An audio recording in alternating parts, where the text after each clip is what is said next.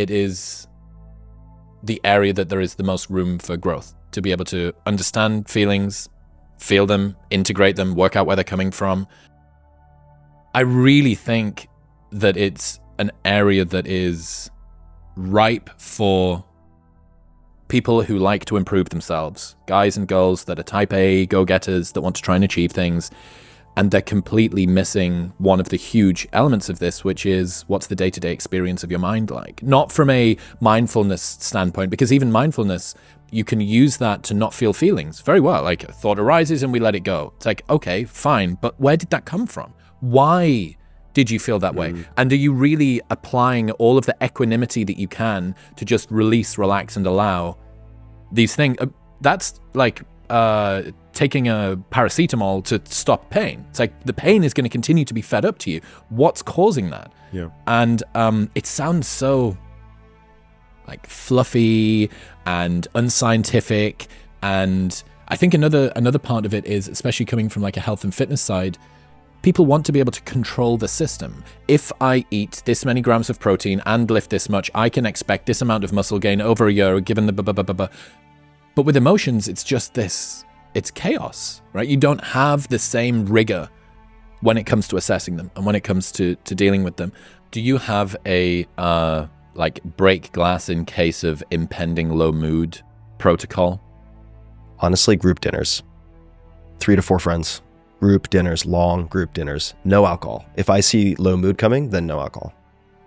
Because of the next day? Yeah, you're borrowing happiness from tomorrow. And there isn't much. There isn't going to be much tomorrow. Someone put it to me. And if you compromise your sleep, for me, generally low mood, if we want to call it depression, does not actually, it's not a first cause.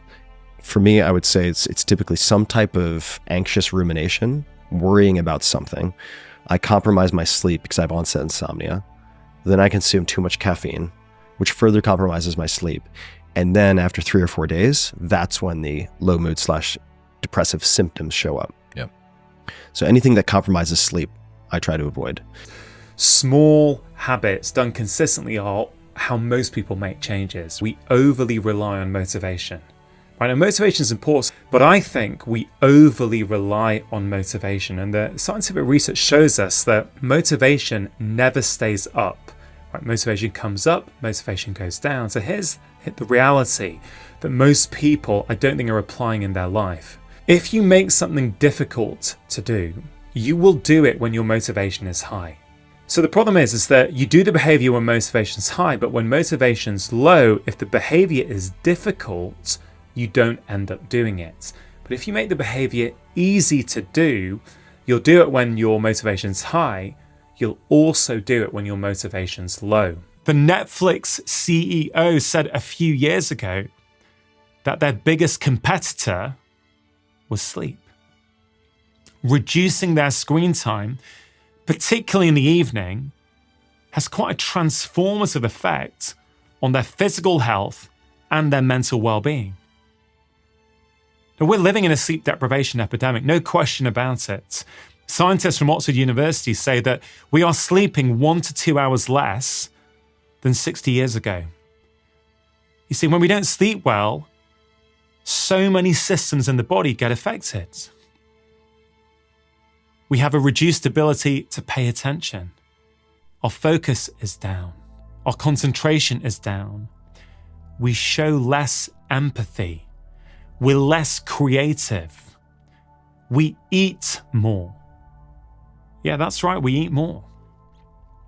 The research shows us that if you're sleeping 5.5 hours a night compared to, let's say, 7.5 or 8 hours a night, on average, you eat 22% more calories the following day. See, one of the things I think that is affecting people the most these days is the fact that our downtime has been eroded out of our lives. We need downtime. Our brains love downtime. Well, that's because there's a part of your brain that we call the default mode network, or the DMN, that kicks into gear when you're not focusing on a specific task. And that part of the brain is responsible for all kinds of things.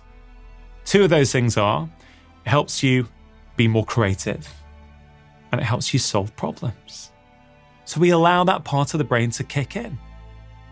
It helps you feel less stressed. You're more productive. You feel happier afterwards.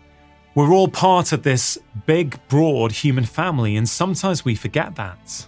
Psychologists have found that we have a network within our brain called the sociometer. And what's the job of the sociometer? It's to constantly scan our social world for threats. So if we're not getting positive social feedback from our social world, we can feel anxious, we can feel afraid, our self-esteem starts to go down.